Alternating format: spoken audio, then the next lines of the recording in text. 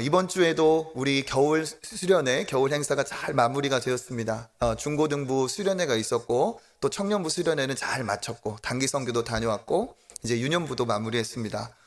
오늘 유치부와 또 이번 주에 있는 초등부만 잘 마무리가 되면 좋을 것 같습니다. 많이 기도해 주셔서 감사하고, 교사로 또 여러 가지 기도로 섬겨주신 분들께 다시 한번 감사를 드립니다. 우리 자녀들이 은혜를 받는 것이 정말 중요합니다. 그렇죠? 그래서 우리 목회자뿐 아니라 모든 선생님들 다 함께하고 있습니다. 무엇이 중요하냐? 우리 자녀들이 대부분 모태신앙인데 그 신앙이 우리 자녀에게 잘 계승되어야만 하기 때문에 그렇죠. 이런 얘기가 있습니다. 하나님께는 손자가 없다. 무슨 말일까요? 그렇죠. 아들이나 아버지나 하나님은 내 아버지가 되는 것이지 아버지의 하나님이 할아버지 하나님이 아니라는 거예요. 그렇죠? 신앙은 다 1대1의 관계입니다. 그러니까 우리가 정말 기도하는 것은 우리 수련회에서도 참 우리 중등부 고등부 열심히 기도했는데 그렇게 기도한 게 무엇이냐면 하나님, 엄마의 하나님이 아니라 아빠의 하나님이 아니라 내 하나님으로 만나고 싶습니다. 만나기를 원합니다. 그렇게 말씀을 전하고 우리 자녀들이 열심히 기도했습니다. 그만큼 믿음이라는 것은 하나님과 나와의 1대1의 만남이죠. 이것이 중요합니다. 교회를 수년을 오랫동안 다닌다 할지라도 그냥 신앙을 내가 전에만 들은 수준으로 멈춘다면 올바른 신앙이 아니죠. 특별히 하나님을 만나는 것이 구원이고 거듭남이라 할 수 있습니다. 이 구원과 거듭남의 문제는 너무도 중요하죠. 아이가 태어나야 자랄 수 있는 것처럼 우리의 신앙도 하나님 안에서 물과 성령으로 거듭날 때 우리의 신앙이 자라가는 겁니다. 잘 자라지 않는 것도 문제이지만 태어나지 않은 것은 더 큰 문제라는 사실이죠. 분명히 예수님은 거듭나야 한다고 말씀을 하십니다. 그래서 우리에게 있어서 우리 자녀들에게 있어서 중요한 건 무엇이냐? 거듭남의 문제라는 사실이죠. 그래서 오늘도 이 정말 신앙의 핵심이자 어떻게 보면 바른 신앙생활의 첫 번째 단추가 되는 거듭남에 대해서 오늘 우리가 다시 돌아보고 그 말씀으로 우리가 견고하게 서는 은혜가 있기를 주님의 이름으로 축복합니다. 예전에 TV에서 보면 그런 프로그램이 있었습니다. 진품, 명품. 내가 잘 간직하던 우리 집의 가보다 우리 부모님께 대대로 이어온 아주 중요한 아주 소중한 물건이다. 그런 것을 어떻게 해요? 가서 감정을 받아보고 그것의 어떠한 진위, 그것에 대한 가격을 매겨보는 그런 프로그램이었습니다. 이 사람들이 가지고 나올 때는 저마다 밝은 얼굴을 가지고 기대감을 가지고 나와요. 왜 그럴까요? 나름의 확신이 있기 때문에 그렇습니다. 누가 가짜, 그냥 싸구려 그런 것을 갖고 나오겠습니까? 아니라는 거예요. 나름의 이유, 내가 이것을 진짜 귀한 보물이라고 여기는 이유를 가지고 나오는 겁니다. 그래서 그들이 제각각 희망 가격을 다 생각을 해요. 이거는 100년 이상 된 거니까, 이거는 뭐 조선시대, 고려시대부터 왔던 거니까 최소한 500만 원, 최소한 몇 천만 원 이렇게 생각을 하고 가지고 가요. 그러면 어떻게 합니까? 그거를 보는 사람들이 맞습니다. 1000만 원 드릴게요. 맞습니다. 이거는 5천만 원 매겨도 괜찮습니다. 이럴까요? 아니라는 거예요.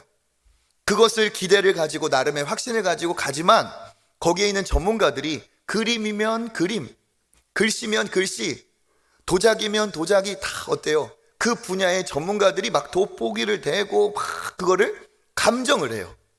그런 다음에 그 감정한 가격이 진짜 가격이 되는 거죠. 그렇죠? 그러니까 재미있는 일이 벌어져요. 어떤 사람은 이거 뭐 한 10만 원이나 20만 원이나 되는지 모르겠습니다. 이렇게 낮은 가격을 생각하고 갔는데 알고 봤더니 그게 국보급이다. 이게 보물이다. 해가지고 뭐 수억을 가는 경우도 있고 반대의 경우도 있죠. 최소 이거는 1000만 원은 될 것이다 하면서 이것도 내가 낮게 부른 거야 하면서 가지고 갔지만 이거는 시장에 가면 어디서나 구할 수 있는 바다 건너 중국에서 온 막 이러면서 이거는 그냥 집에서 그냥 걸어놓고 그냥 쓰시면 됩니다. 가격을 매기지 않겠습니다. 이런 것도 때로는 있어요. 왜 그런가요? 나는 나름의 귀한 값어치가 있다고 확신을 하고 가져왔지만 전문가는 달랐다는 거예요. 그러니까 중요한 게 무엇입니까? 우리가 좋은 것일수록 좋은 것이라고 확신을 갖는 것도 중요하겠지만, 그렇게 소중한 것이면 진짜 그것이 소중한 값어치가 있는지를 먼저 감정하고, 먼저 시험하고, 그리고 나서 확신을 하는 것이, 이게 순서라는 사실입니다. 신앙 안에서 제일 중요한 것이 무엇일까요? 말씀드렸던 것처럼 구원의 문제, 거듭남의 영생의 문제입니다. 그런데 우리에게 복음의 진수를 기록하고 또 평생을 주의 말씀의 전도자로 살았던 바울 역시도 이 구원의 문제에 대해서는 굉장히 조심스럽게 생각을 했다는 거예요. 섣불리 확신하지 않았다는 사실입니다. 우리 고린도 전서 9장 27절 같이 한번 읽어보겠습니다. 내가 내 몸을 쳐 복종하게 함은 내가 남에게 전파한 후에 자신이 도리어 버림을 당할까 두려워함이로다. 아멘. 여기 뭐라고 말합니까? 그는 자기가 남에게 복음을 전파하는 복음 전파자다 얘기하죠. 그런데 뭐라고 말합니까? 이 복음은 사실이고 이 복음은 진짜인데, 이 복음을 전파한 내가 오히려 안일하게 생각하다가 이 복음을 오히려 놓쳐버리고, 내가 도리어 하나님 앞에 버림당하지 않도록 내가 정신을 번쩍 차리려고 한다. 지금 그 얘기를 하고 있는 거예요. 그러니까 이 복음의 사도인 사도 바울조차도 자기 구원의 문제, 내가 하나님 앞에 버림받지 않으려는 이 거듭남의 문제를 어떻게 해요? 조심스럽게 생각하고 늘 깨어서 점검하는 자세를 가졌다는 사실입니다. 그러니까 우리가 구원에 대해서, 거듭남 영생에 대해서 확신을 갖는 것은 너무 중요한데, 그것이 그냥 무턱대고 오면 안 된다는 거예요. 확신에 대한 어떤 것이 검증의 과정이 있고, 이 구원에 대한 깨어있음이, 그런 태도가 우리에게 필요하다는 거죠. 그래서 같은 입장에서 오늘 말씀에 바울은 얘기하고 있습니다. 너의 구원을 먼저 시험하여 보고, 네가 믿음 안에 있는지 먼저 시험하여 보고 그리고 확증을 해라 얘기하고 있습니다. 고린도후서 우리 13장 5절 읽어보겠습니다. 너희는 믿음 안에 있는가? 너희 자신을 시험하고 너희 자신을 확증하라. 예수 그리스도께서 너희 안에 계신 줄을 너희가 스스로 알지 못하느냐. 그렇지 않으면 너희는 버림받은 자니라. 아멘. 무엇을 시험하라고 합니까? 너희가 믿음 안에 있는지 시험을 하라, 이렇게 하고 있어요. 이거는 달리 말하면 너희 안에 진짜 믿음이 있는지를 시험을 해보고, 그리고 나서 그 믿음이 정말 진실된 진품이라면 그 다음에 너희가 확증을 해야 된다라고 이야기를 하는 것이죠. 그러면서 그 뒤에 뭐라고 덧붙이느냐? 그리스도께서 만약에 너희 안에 계신 줄을 모르느냐? 이건 뭐예요? 알아야 된다는 거죠. 모르느냐? 그 다음에 뭐라고 말합니까? 그렇지 않으면 너희는 버림을 받은 자니라. 그러니까 그리스도 안에서 구원받은 사람에게는 그 안에, 너희 안에 예수 그리스도께서 성령으로 계신 것을 알 수밖에 없다는 것이고, 그것을 체험한 사람, 확신하는 사람이 버림받지 않은 주님이 붙들어 주시는 사람이다. 반대로 그 안에 그리스도가 계신지 안 계신지 잘 모르겠다 하는 사람은 버림받은 상태라는 거예요. 그러니까 이 내가 믿음이 있다고 주장하는 게 중요한 게 아니라, 이게 진짜라고 주장하는 내 확신이 중요한 게 아니라, 판단자이신 주님께서 인정하시고 합격하는 마땅한 믿음이어야만이 한다는 사실입니다. 그러니까 여기는 너희 안에 계신 줄을 너희가 알지 못하느냐, 이건 역시도 머리로만 아는 게 아니라 진짜 내 안에 계신 것을 체험적으로 아는 거죠. 만약에 우리 주변에 빈집이 있다 하면 거기에는 인기척이 느껴지지 않습니다. 냉기가 있고 사람이 살지 않기 때문에 점점 허물어지고 관리하는 사람이 없으니까 쓰러져가는 집일 거예요. 그런데 아무리 그런 집이라도 사람이 산다면 그 집이 또 달라지겠죠. 사람이 사는 집과 사람이 살지 않는 빈집은 차이가 있다는 겁니다. 하물며 우리 안에 예수께서 계셔야 거듭남인데, 내 안에 예수님이 계시건 계시지 않건 차이가 없다? 그럴 수 없다는 거예요. 우리 안에 그리스도께서 계신다면 그 계시는 것을 알지 못하느냐? 알아야 된다는 거고, 알 수밖에 없다는 거죠. 그래야 그 사람이 버림받지 않은 자라 얘기하고 있습니다. 오늘 이 말씀은 이 시대에 우리에게 더 중요하다고 저는 개인적으로 생각하고 정말 강조하고 싶습니다. 왜냐하면 지금은 신앙의 자유, 신앙의 평화가 있는 시기이기 때문에 그렇습니다. 신앙의 자유는 거저 오지 않았죠. 신앙의 초기에는 핍박이 있었고 핍박과 순교의 시기가 넘어가면서 신앙의 자유와 신앙의 평화기가 왔어요. 그런데 신앙의 핍박기와 신앙의 평화기 사이에는 많은 차이가 있습니다. 무슨 차이가 있느냐? 핍박기에는 정말 예수 믿는다는 것 때문에 고통당하고 그들은 때로는 순교하기까지도 했죠. 그러니까 믿음의 사람들이 소수였습니다. 소수. 그런데 이 소수가 아주 질적으로 달랐다는 거죠. 그들은 모든 핍박을 감내하고 감수하고 믿음을 지켜가는 사람들이기 때문에 소수이지만 강력한 순수성과 강력한 신앙과 믿음에 대한 뜨거움이 있었어요. 그들은 신앙을 위해서라면 모든 대가를 치를 마음의 각오가 되어 있었습니다. 그들은 신앙 때문에 다른 것을 포기할지언정 다른 어떤 것 때문에 신앙을 포기하지는 않았습니다. 그렇기 때문에 핍박의 시대에는 신앙인들이 소수였지만 그들의 믿음을 사실 검증할 필요가 없었어요. 믿는 사람과 안 믿는 사람의 차이가 확실했습니다. 그런데 신앙의 평화기가 올 때는 달라졌다는 거죠. 예전에는 핍박기에 믿음 때문에 잃어버리는 시대였는데 굉장히 믿기 편리한 시대가 되었습니다. 믿음 때문에 잃어버린 시대가 아니라 오히려 소수가 아닌 다수가 믿게 되면서 내가 교회를 택하고 신앙을 택하는 것 때문에 그 종교의 유익을 얻는 것이 훨씬 더 많아졌습니다. 소수가 아닌 다수가 그렇게 해서 그 신앙 안에 들어왔는데 그 소수 있을 때와 다수에 있을 때는 질적으로 차이가 날 수밖에 없죠. 소수는 대가를 치르더라도 신앙을 지켰던 사람들이지만 다수가 된 평화기의 신앙은 어떻습니까? 냉랭해지고 식어지고 우유부단한 유형입니다. 그러다 어떻습니까? 아무도 내 신앙을 핍박하는 사람이 없기 때문에 딱 식어지기 좋아요. 변질되기 쉽습니다. 신앙 때문에 모든 것을 포기했던 시기가 있었지만 그때의 신앙, 평화기의 신앙은 오히려 내가 원하는 것 때문에 신앙을 포기하는 일들이 생기는 시대가 되었습니다. 그 평화기에는 내가 예수님을 믿는다는 것 때문에 잃어버릴 것이 전혀 없으니까 믿는 사람과 안 믿는 사람의 그 경계가 모호하고 애매해집니다. 여러분 한번 생각해 보세요. 육체로 볼 때는 핍박기가 더 위기이죠. 그런데 신앙적인 관점에서 신앙의 위기는 핍박의 시대입니까? 평화의 시대입니까? 평화의 시대라는 거예요. 왜? 아무도 내가 예수 믿는다는 것 때문에 찌르거나 고발하거나 대가를 치를 일이 없어요. 그러니까 내 신앙이 스스로 점검하거나 심판대에 설 이유가 아무것도 없다는 거예요.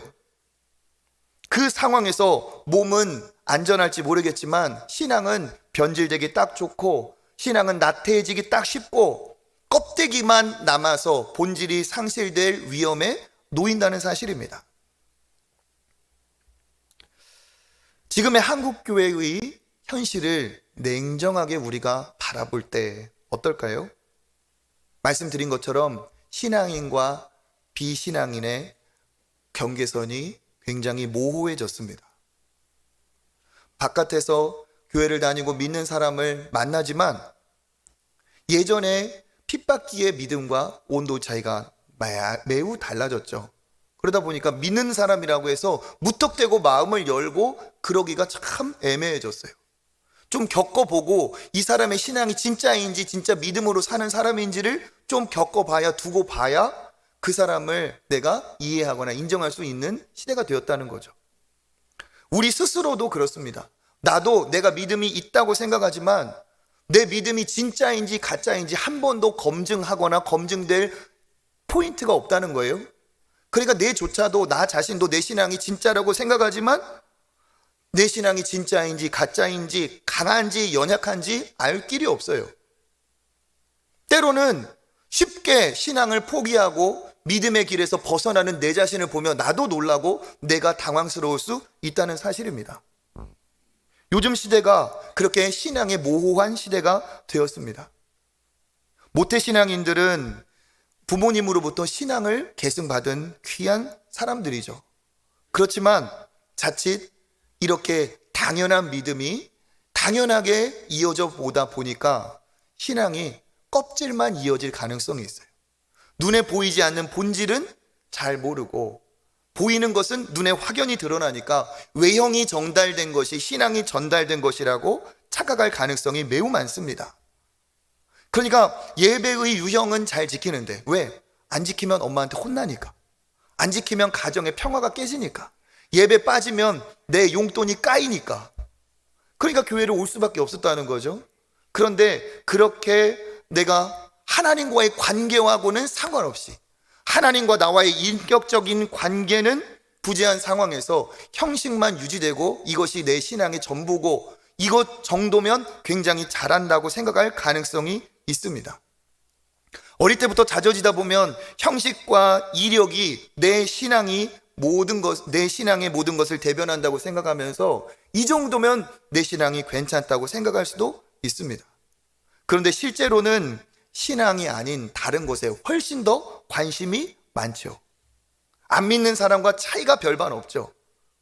지극히 거룩해야 될 믿음의 사람이 굉장히 세속화된 그런 경우입니다. 내가 거듭났는지 스스로 나에게 질문하지 않습니다. 예수께서 내 안에 성령으로 계신지 검증하지 않습니다. 그리고 그걸 모르기도 하고 관심도 없습니다. 신앙인이라고 해서 기도는 하지만 안 믿는 사람과 별반 다를 바 없는 기도의 제목, 흔히 말하는 기복주의 신앙에 머물러 있습니다. 입으로는 하나님을 아버지라고도 부르고 입으로는 하나님을 주님이라고도 부르지만 아버지면 아버지의 뜻을 따라야 되겠죠. 주인이면 내가 종이니까 주인의 뜻에 따라야 되겠죠. 그런데 입으로는 주님이고 아버지라고 부르지만 실제로는 자기가 여전히 자기 인생의 주인인 사람들이 많이 있습니다.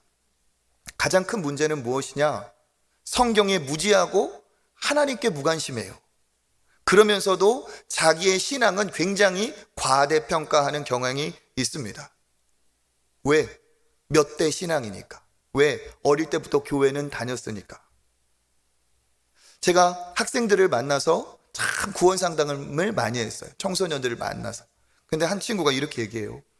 딱 1대1로 만났는데 목사님, 막 자신 있는 얼굴로, 저는 신앙 6대째입니다. 손가락을 벌써 5개를 펴고도 하나가 넘어갔어. 6대째. 그러니까 그 친구가 지금 한 30 가까이 됐을 것 같아요. 그러니까 아주 초기부터 믿어온 믿음의 가문이죠. 명문 가문이라고 할 수 있습니다. 어릴 때부터 교회를 잘 다녀온 거예요. 그러면서 뭐가 되고 싶냐? 꿈이 뭐냐? 저는 이거 하고 싶습니다. 막. 그래서 그게 왜 되고 싶냐 물어봤어요. 그랬더니 그 학생이 대답하는 거예요. 하나님의 영광을 위해서 제가 그렇게 할 겁니다. 너무 자신감 있게 당당하게 얘기했어요. 그래서 제가 한 번 더 물어봤어요. 그래, 참 잘했다. 그러면 하나님의 영광은 뭐냐? 하나님의 영광을 위해 산다니까 하나님의 영광이 뭔 줄은 알아야 되지 않겠냐? 하나님의 영광이 뭐냐? 얼굴이 그때부터 굉장히 당당했던 얼굴이 바뀌는 거예요. 당황한 얼굴. 그냥 제가 원하는 것을 잘 이루어 드리고 제가 좋은 대학 가고 하나님이 학벌이 모자라시냐? 제가 돈을 많이 벌고 하나님이 돈이 모자라시냐? 네 돈 버는 게 하나님의 왜 영광이냐? 굉장히 당황하는 끝에 제가 물어봤어요. 너 누구한테 배웠냐? 누가 그렇게 말씀해 주셨냐? 어머니가 가르쳐 주셨대. 그래서 어머니가 가르쳐 주신 대로 자기는 하나님의 영광 위해 살아야 된다 하는데 다른 사람들은 거기까지만 물어봤지 목사님처럼 하나님의 영광이 뭐냐고는 안 물어봤다는 거예요. 그래서 당황한 거죠. 근데 여러분, 하나님의 영광을 위해 산다는 사람이 하나님의 영광이 무엇인지 고민하는 건 너무 당연한 것이 아니겠습니까? 그런데 뭐예요? 그냥 언어만, 단어만, 형식만, 종교화된 어떤 격식만 그게 전승이 되다 보면 이렇게 알맹이가 없는 외형만 남을 가능성이 있다는 거예요. 그런데 뭡니까? 스스로는 자기가 신앙이 굉장히 좋다고 스스로를 점수를 후하게 주고 있어요. 그러다 보니까 이 시대에 어떤 일이 벌어졌느냐? 신앙의 하향 평준화가 되어버렸습니다. 예전에 핍박기의 신앙인들은 목숨 걸고 예수님 믿었는데 그런 사람 찾기가 쉽지 않습니다. 그리고 그냥 일주일에 한 번 와서 예배 드리는 것만으로도 스스로도 잘하고 있다. 주변에서도 저 사람은 예배 잘 드리니까, 저 사람은 안 빠지는 사람이니까, 저 사람은 신앙이 참 좋을 거다 생각을 해요. 그런데 성경의 관점에서 우리가 보면 주일에 예배 한번 드리는 것은 가장 기본 중에 기본을 하고 있다는 거죠. 그렇죠? 왜 그렇습니까? 안식일을 기억하여 거룩하게 지켜라. 주일을 우리가 성수하는 것은 십계명 중에 하나예요. 십계명 중에 또 뭐가 있는지 볼까요? 간음하지 말아라, 살인하지 말아라, 부모를 공경해라. 다 이거보다 앞서서 안식일 계명이 있죠. 죽일까 말까를 고민할 사람은 없어요. 도둑질을 고민하는 사람은 없어요. 마찬가지로 이 주의를 지키는 것은 신앙인이라면 고민해서 지키는 게 아니라 마땅히 지켜야 될 사람으로서, 하나님의 백성으로서 가장 기본적인 도리이고, 이거를 안 지키면 이 사람은 신앙인이 아닌 거예요. 그러니까 내가 교회를 주일에 가야 될까 말아야 될까 이거 고민 자체를 한다는 것은 이건 신앙인 아니라는 거예요. 마땅히 해야 될 거니까. 그리고 뭡니까? 그 이상 내가 주일에 예배 한 번 드리는 게 아니라 내 삶이 하나님 앞에 온전히 그렇게 예배처럼 드려지기를 원합니다 하면서 가정에서, 학교에서, 직장에서 하나님 앞에 드릴 수 있는 복된 삶을 사는 것이, 이게 믿음의 사람의 모습인데, 격식에 얽매여서 잘하고 있다고 생각해서는 안 되는데 그런 시대가 되어버렸다는 거예요. 하나님의 의의를 구하기보다 나의 의의를 더 드러내고 내 공로를 더 드러내는 시대가 되었어요. 주님을 내가 주인으로 모셨다면 주인이 바뀌어야 되는데 여전히 내 인생의 주인은 내가 되어 있고 자기중심적인 그런 삶을 살아갑니다. 삶으로 볼 때 구원받은 증거를 찾기에는 너무 어렵고, 오히려 구원받지 않은 사람이 아닐까라고 그렇게 의심되는 의혹의 증거들이 오히려 더 많습니다. 그런데도 진짜 문제는 뭡니까? 다시 말씀드리자면 스스로 그것을 문제의식을 느끼지 못하고 있다는 사실이에요. 진짜 거듭남을 경험했다면 그럴 수가 없기 때문에 그렇습니다. 우리가 성경 말씀도 제대로 문맥에 따라 봐야 되지 그것을 너무 단순하게 보면 안 돼요. 구원에 대한 말씀 중에 로마서 10장 10절이 있습니다. 같이 한번 읽어보겠습니다. 사람이 마음으로 믿어 의에 이르고 입으로 시인하여 구원에 이르느니라. 아멘. 여기 말씀처럼 마음으로 믿어 의에 이르고 입으로 시인하여 구원에 이른다. 참 많이 들어본 말씀이고 우리가 전도할 때 인용하는 구절이죠. 그러면서 뭡니까? 이 말씀대로 입으로 고백하여 주님 앞에 나아가고 만난 사람들도 많아요. 그런데 이게 전부가 아니라는 사실입니다. 입으로 고백한다고 해서 그러면 다 예수 믿는 사람 되느냐? 다 구원받냐? 그게 아니기 때문에 그렇죠. 그러면 이게 왜 이러한 일이 벌어졌느냐? 왜 이 말씀이 있느냐? 이 말씀은 문맥에 따라 봐야 돼요. 시대에 따라. 이 로마서가 기록된 로마 교회의 현실은 어떠한 시대였을까요? 핍박기였을까요? 평화기였을까요? 핍박의 시대예요. 그러니까 이때 내가 예수 믿는 사람이라고 입으로 말을 한다면 그 사람에게는 어떤 일이 벌어지느냐? 그 사람의 생계가 파산이 나버릴 수도 있고, 내가 예수 믿는 사람이라고 고백했을 때 그 사람은 쫓겨다니는 도망자가 될 수도 있고, 예수 믿는다고 내가 입으로 고백하면 내 모든 것을 잃어버릴 수도 있고, 심지어는 내 목숨까지도 위태한 상황이 바로 이 상황입니다. 예수를 믿는다는 내 고백 때문에 검투사의 칼날 앞에 서야 될 수도 있고, 예수를 거절하지 않고 예수를 내 구주라고 고백한 그것 때문에 굶주린 맹수 앞에 맨몸으로 서야 될 수도 있었어요. 그러한 시대에 고백을 하는 겁니다. 마음으로 믿는 것을 내가 예수를 믿는다고 고백을 하는 거예요. 그러면 이 고백은 입술만의 고백이 절대 아니라는 거죠. 뭡니까? 그것은 모든 불이익을 감수하고 심지어는 내 생명을 던지더라도 믿음을 선택한 놀라운 믿음의 행위, 믿음의 삶이라는 거죠. 왜 그렇습니까? 예수님은 이미 나를 위해 생명을 주셨기 때문에, 예수님은 나를 위해 기꺼이 고민하지 않고 십자가에서 생명을 주셨기 때문에 나도 주님 앞에 그렇게 드릴 수 있다, 이런 사람이에요. 그 사람들이 존재하던 때에 마음으로 믿어서 입으로 고백하는 그 사람이 진짜 구원받은 사람이라고 적혀 있어요. 그러니까 오늘 이 구절을 우리 시대에 맞게 적용하고 해석한다면 뭡니까?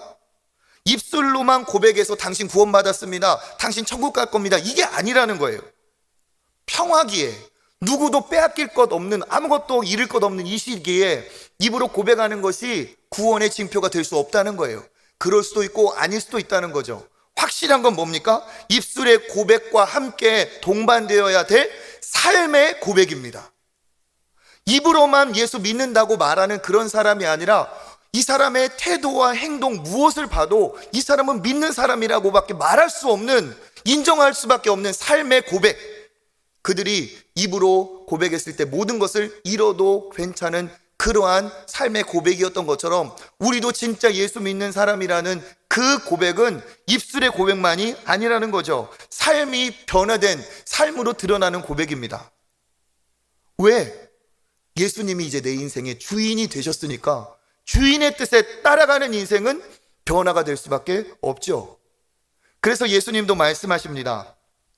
입으로만 해서 구원이 아니라 삶이 있어야 된다, 행함으로 드러나야 된다. 우리 마태복음 7장 21절 읽어보겠습니다.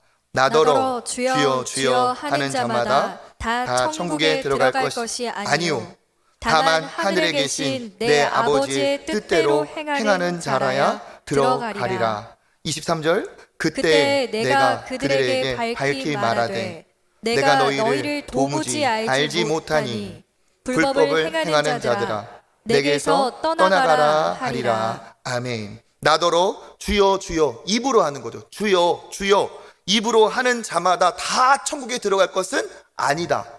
입으로 하는 중에 일부분은 천국에 들어갈 진짜 믿음이 있는 사람이고 일부분은 입으로만 하는 것이 이거 가짜다는 거예요.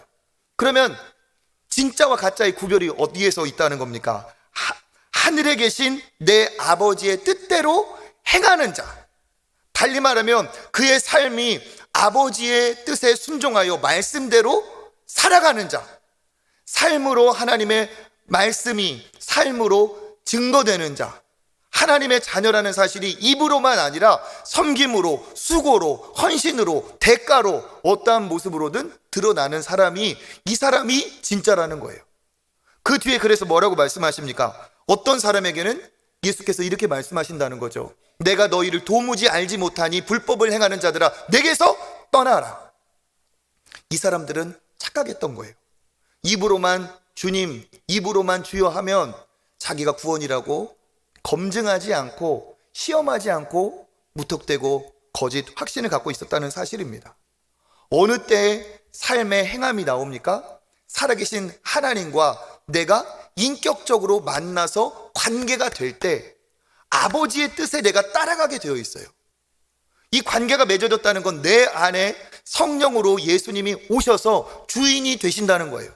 그러면 내 안에 계신 성령은 나에게 거짓을 버리라고 하시고 죄악을 버리라고 하시고 의의 길로 가라 하시고 나누라 하시고 베풀라 하시고 말씀에 관심을 가지라 하시고 은혜의 길로 가라 하시고 이 땅의 전부가 아닌, 이 땅이 전부가 아닌 하나님의 나라가 있다는 것을 깨닫게 하시고 고정된 이 시대의 눈이, 땅에 고정된 내 시선이 하나님을 향하게 고개를 들게 하시는 게 성령의 역할이에요.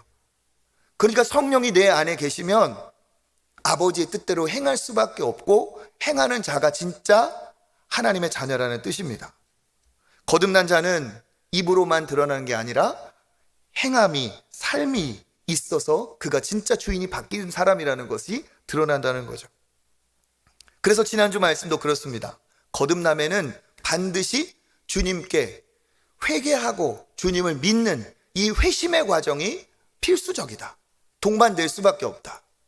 탕자가 자기 길을 가다가 비참함을 깨닫고 아버지께로 돌아가듯이 우리가 진짜 주님을 만났다면 내 죄가 드러났을 것이고 그것이 얼마나 추한지를 깨닫고 그것을 버리고 주님께로 돌아가는, 그리고 오직 예수 그리스도의 십자가만을 붙드는 것이 구원의 길임을 믿고 의지하는 이러한 일이 반드시 있다는 겁니다.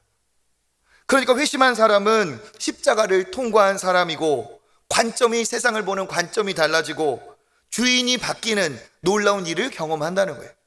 그러니까 그렇게 변화된 사람의 특징이 뭡니까? 십자가를 보는 태도가 바뀌어요. 뻔한 십자가, 어릴 때부터 알아왔던, 다 아는 십자가 얘기하면 그렇게 뻔하게 대할 수가 없습니다. 왜 그럴까요? 그 십자가가 나에게 구원이기 때문에. 그 십자가는 나를 위해 죽으신 하나님 아버지의 아들 주신 놀라운 희생이기 때문에. 십자가는 나를 위해서 자기보다 나를 더 사랑하셔서 자기 모든 목숨까지 내어주신 예수님이 나를 얼마나 사랑하신 사랑의 징표이기 때문에. 죄와 멸망으로 지옥 갈 내가 유일하게 살 길이 바로 십자가이기 때문에, 그 십자가로 인해서 내 모든 죄가 해결되었음이 만인에게 드러나기 때문에, 십자가만 붙들고 있으면 내가 하나님의 자녀라는 사실이 믿어지고 그 안에서 하나님이 나를 용서하시고 주시는 마음의 평안과 기쁨이 찾아오고 이제 내 삶의 새로운 변화가 찾아오기 때문에 십자가는 일반적이고 뻔하고 익숙해질 수가 없습니다. 십자가는 나의 유일한 구원의 징표가 되는 것이죠. 뿐만 아니라 나와 세상을 보는 관점도 달라집니다. 그 전까지는 잘 먹고 잘 사는 것이 전부였어요. 그 전까지는 내가 원하는 것을 누리고 갖는 것이 전부였어요. 내가 왕 되는 것이 목표였습니다. 그렇지만 그것이 아니죠. 나를 위해 모든 것을 내어주신 주님을 만나고서는 높아지는 인생보다는 섬기는 인생을 택하게 되어 있습니다. 지금 죽어도 천국에서 눈뜰 믿음의 확신을 가지고 하나님이 기뻐하시는 것을 택하고 조금 대가를 치르고 잃어버린다 할지라도 믿음의 길을 선택하게 되어 있습니다.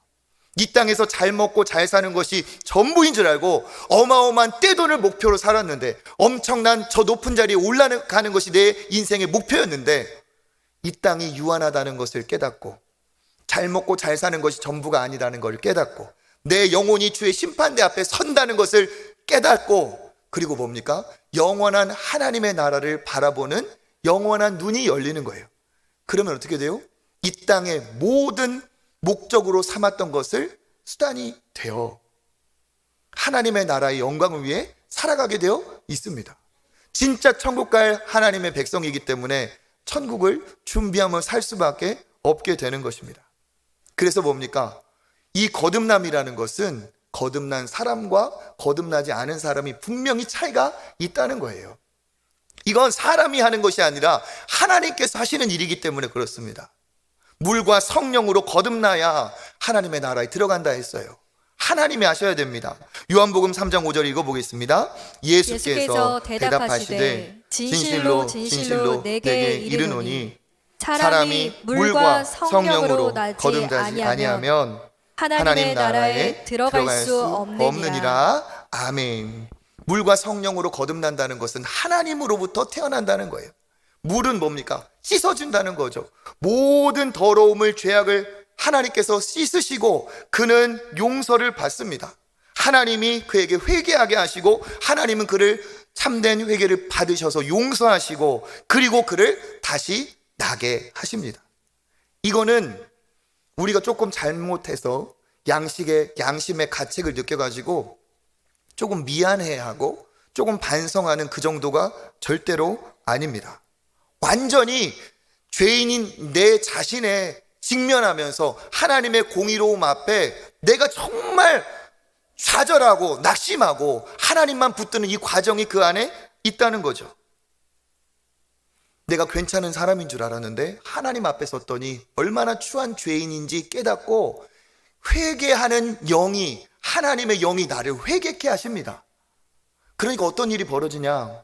진짜 주님을 만나 회개한 사람은 내가 잊어버렸던 죄까지 하나님이 떠오르게 하셔서 회개케 하세요. 어떤 분들은 보니까 내 추하고 더러운 죄를 직면하니까, 하나님 앞에서 그 죄를 직면하니까 얼마나 내가 더러운 죄인이었는지 깨닫고 실제로 하나님 앞에 회개 기도하면서 그 더러움에 구역질을 하는 사람도 봤어요. 내 죄 때문에 내가 구역질을 해요.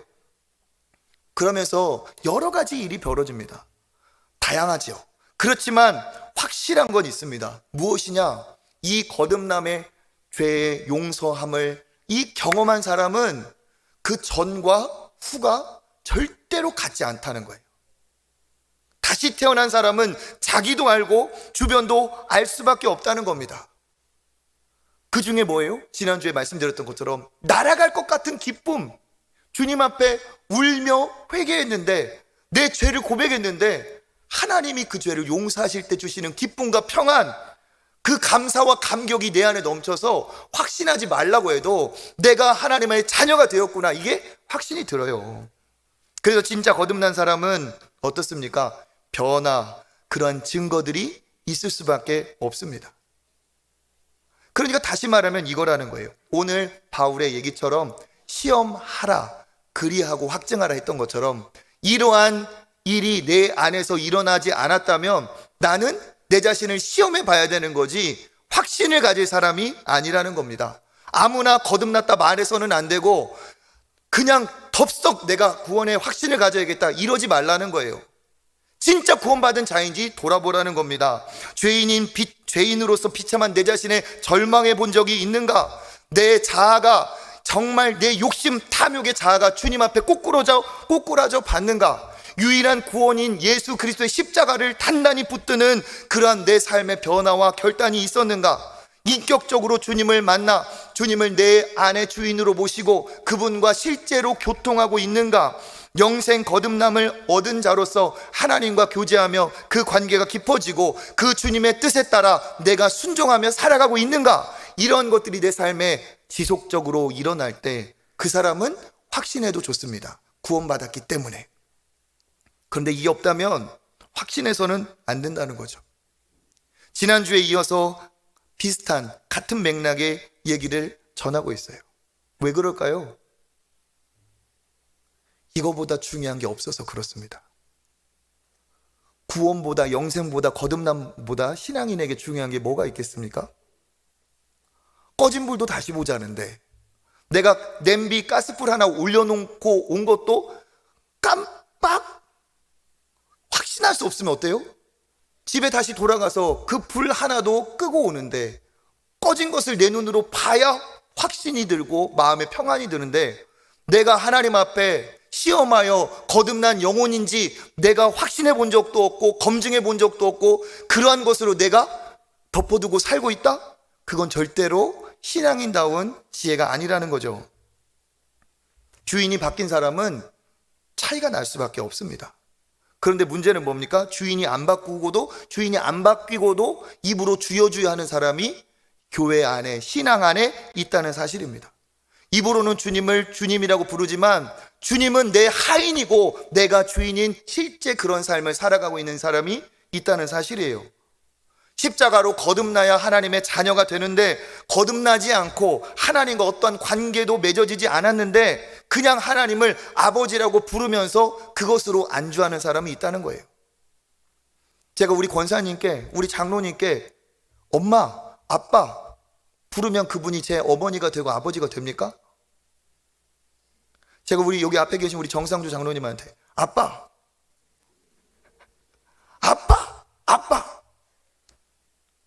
세 번밖에 안 불렀어요. 아직 정성이 모자라. 아빠 안 됐어요. 그러면 100번, 1000번 부르면 저희 아빠가 되실까요? 아니에요. 입으로 부른다고 해서 아버지가 되는 게 아닙니다. 뭡니까? 아버지로 거듭나야 돼요. 아버지가 내 안에 오셔야 돼요.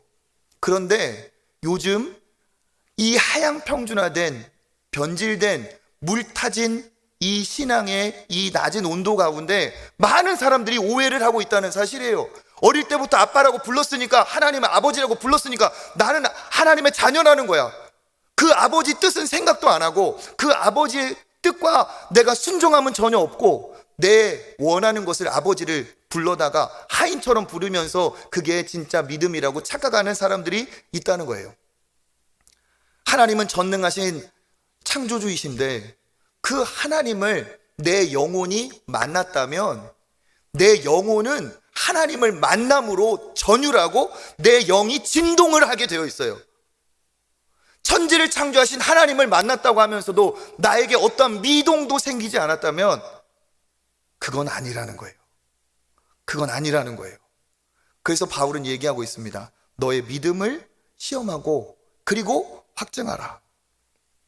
사실 이 말씀은 너무 성경에 중요한 말씀이면서 동시에 제 간증이기도 합니다. 저 역시 믿는다 생각하고 이 정도면 충분히 괜찮은 신앙이라고 착각하면서 그렇게 거듭나지 않은 가짜 확신에 한때 저도 살아봤기 때문에. 그런데 어느 날 신앙이 있던 친구가 저한테 물어보는 거예요. 너 예수님 믿냐? 고등학교 3년 동안 저랑 같은 반이었고, 그리고 제가 교회 다니는 걸 알던 친구였어요. 제가 이래봬도 중등부 고등부 회장 출신이에요. 내가 회장인데, 내가 증경회장인데 나한테 예수 믿냐고 하니까 저한테는 도발적으로 들렸죠. 굉장히 기분이 나빴습니다. 그런데 그 친구가 뭐라고 얘기하느냐? 믿는 사람 안 같다. 믿는 사람 같지 않다. 그리고 그 친구가 저하고 참 친한 친구였기 때문에 진지하게 들어줬어요. 그런데 사실 그 친구와 나누는 대화 속에 나도 사실은 냉정하게 생각할 때 그 친구 말이 다 맞았어요.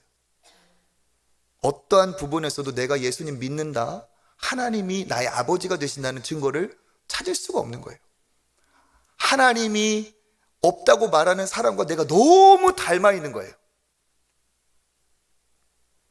저는 제 자신을 인정하고 하나님 앞에 그날 기도했어요.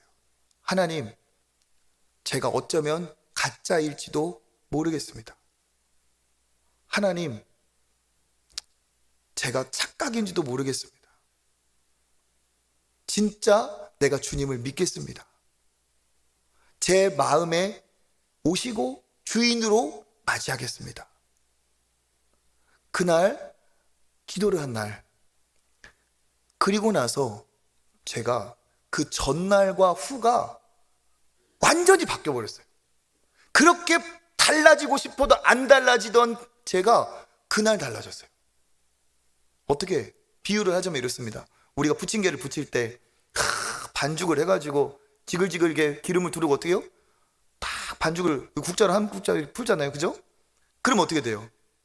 누렇게 이제 밑면이 익죠. 이거예요. 근데 아직 안 익은 면이 앞면이 있죠. 그럼 어떻게 해? 그렇죠.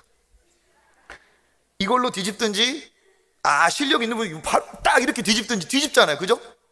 어떻게? 뒤집어져. 그런데 딱 그거예요. 내가 내 인생에 그렇게 그냥 살던 내가 주님을 만나서 뒤집어졌어. 근데 너무 설명할 수 없는 일들이 일어난 거예요. 그 전날까지 나에게 중요하고 소중했던 것들이 의미가 없어져 버려요. 그리고 나서 내 마음에 찾아오는 기쁨과 감사와 평안함 가운데 진짜 하나님의 뜻대로 살고 싶은 열망? 지금 죽어도 내가 천국 갈 수 있다는 그런 기쁨? 그리고 영원한 것을 바라보고 하나님의 뜻대로 살고 싶은 그 강력한 그런 동기가 내 안에서 막 솟아나오는 거예요. 설명할 수가 없어요. 저와 같이 뒤집어진 분도 있고, 물론 점차 변화가 되는 분도 있습니다만 이러한 경험은 있어야 마땅하다는 거예요. 그리고 나서 저는 설명할 수 없는 기쁨과 은혜 중에 아무것도 우울한 환경, 아무것도 바뀐 것도 없는데 내가 달라지니까 세상이 바뀌고 기쁨과 즐거움과 소망으로 살아가게 됐어요. 그리고 이 기쁨을 혼자만 알고 있을 수가 없어서 막 말하지 않으면 견딜 수 없는 그 기쁨과 감사로 만나는 사람마다 예수를 믿어야 된다. 진짜 믿음은 이런 것이다. 만나는 사람마다 전하고 다녔어요. 그런데 더 놀라운 건 나한테 일어난 변화가 듣는 사람한테도 일어나는 거예요. 할렐루야. 너무 놀랐어요. 그렇게 살다가 하나님이 나를 부르시는 게 아닌가. 제일 하나님이 기뻐하시는 일을 하며 살고 싶다는 열망이 이제 목회자의 길로 들어가게 했어요. 근데 그 중에 제 고민 한 가지가 있었습니다. 뭐냐면 세상에 목사들이 이렇게 많은데 나까지 목사가 돼야 될 이유는 뭐지? 이런 생각 문득 드는 거예요. 목사가 이렇게 많은데 나까지 목사를 해야 할 이유가 뭡니까, 하나님? 그런 질문. 그렇게 한동안 시간이 지났어요. 그런데 어느 날 그런 생각이 번쩍 드는 거예요. 예수님이 부활하시고 승천하셨는데 가시기 전에 제일 중요한 얘기 하고 가셨지 않겠냐, 그거 한번 찾아보자 하면서 복음서를 뒤적이면서 그 복음서 마지막을 읽은 거예요. 우리 마태복음 28장 19절 20절 읽어보겠습니다. 그러므로 너희는 가서 모든 민족을 제자로 삼아 아버지와 아들과 성령의 이름으로 세례를 베풀고 내가 너희에게 분부한 모든 것을 가르쳐 지키게 하라. 볼지어다 내가 세상 끝날까지 너희와 항상 함께 있으리라 하시니라. 마가복음 16장 15절 읽어보겠습니다. 또 이르시되 너희는 온 천하에 다니며 만민에게 복음을 전파하라. 누가복음 24장 47, 48절. 또 그의 이름으로 죄사함을 받게 하는 회개가 예루살렘에서 시작하여 모든 족속에게 전파될 것이 기록되었으니 너희는 이 모든 일의 증인이라. 아멘. 요한복음 21장 17절. 예수께서 이르시되 내 양을 먹이라. 마지막으로 사도행전 1장 8절. 오직 성령이 너희에게 임하시면 너희가 권능을 받고 예루살렘과 온 유대와 사마리아와 땅끝까지 이르러 내 증인이 되리라 하시니라. 아멘. 이 부분을 넘겨가면서 아, 이거구나. 지옥 갈 사람을 천국으로 인도한다면, 거듭나지 못한 사람을, 나처럼 거듭나지 못했던 사람을, 짝퉁이었던 사람을, 착각하는 사람을 주님께 인도하면 하나님이 제일 기뻐하시겠구나. 이런 목사 되면 목사 될 만하구나. 다른 목사님들 훌륭한 분 참 많겠지만 나는 이런 목사 돼야겠다. 거듭나게 하는 목사, 말씀으로 내 죄를 깨닫게 하고 말씀으로 하나님의 영광이 있음을 깨닫고 말씀으로 예수 그리스도가 유일한 길임을 전해서 내가 예수 그리스도로 영원한 생명을 얻게 하는 그런 목사 되면 하나님 기뻐하시겠구나. 그래서 저는 목사가 되기로 결정했어요. 지난주에 한 얘기 오늘 또 한다고 뭐라고 하지 마세요. 저는 이것 때문에 목사가 된 사람이에요. 오늘 얘기했다고 끝나지 않습니다. 잊어버릴만 하면 또 할 거예요.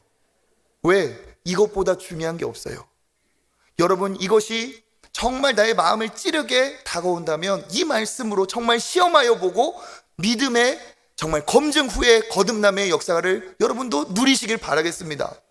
혹여라도 내가 아는 얘기를 한다면 거기서 멈추지 말고 이게 진짜 생명의 복음이라면 이것을 전파하시는 여러분 되시길 바라겠습니다. 듣고 이해한 수준으로 멈추지 말고, 그래, 나도 저 복음의 원리와 개념과 확신을 가지고 만나는 사람에게 이 생명의 복음을 전하는 사람이 되자. 할렐루야. 그것이 하나님이 우리를 부르신 뜻인 줄 믿습니다. 저는 그래서 이런 다짐을 하고 살아요. 오늘 만난 사람 다음 주에 또 만난다고 확신하지 말자. 벌써 제가 이렇게 목회를 해오는 중에 어린이도 갑자기 세상을 떠나고 어르신도 세상을 떠나더라고요. 다음 주에 만날 거라고 생각했는데 만나지 못했어요.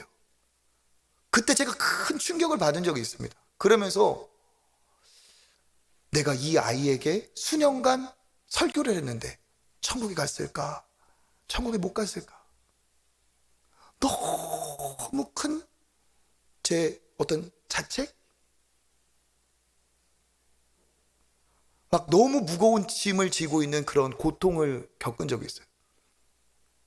그 중에 그 아이의 아버지가 교회 등록한 거예요. 몇 주 후에. 깜짝 놀랐어요. 그 아이의 소원이 이루어진 거예요. 그 아이는 믿음이 있었던 거예요. 그래서 이런 걸 겪으면서 저는 진짜 하나님 앞에 다짐했어요. 복음을 전하자. 오늘 만난 사람 다음 주에 만난다고 확신하지 말자. 그리고 한 번이라도 복음을 전할 기회가 있으면 예수 그리스도 구원의 길을 전하자. 그래서 저는 어디를 가든지 단 한 번의 기회가 있으면 이렇게 예수님을 전하려고 합니다. 여러분, 신앙을 그냥 무턱대고 확신하지 마시기 바랍니다. 시험하여 보고 내가 진짜 구원받은 하나님의 백성이라는 그러한 확증이 있은 다음에 여러분이 확신하길 바라요. 요즘 사탄 마귀의 가장 강력한 꾀임이 뭐냐? 이것을 놓치게 해서 입으로 고백하고 삶이 없는데 너는 그냥 괜찮다, 이렇게 덮어두게 사탄 마귀는 우리를 잠들게 하고 있습니다. 영적으로 깨어나야 돼요. 깨어나야 돼요. 내 믿음이 어느 수준인지 깨어나서 하나님의 자녀답게 미래 영원한 하나님의 영광을 준비하며 우리가 살아가야 될 줄 믿습니다. 그것만이 가치 있고 복되고 정말 영원한 빛나는 삶이 될 것을 믿습니다. 여러분, 오늘 말씀을 통해 시험하여 보고 확증하여 믿음에 담대히 서시는 저와 여러분 되시기를 주님의 이름으로 축복합니다.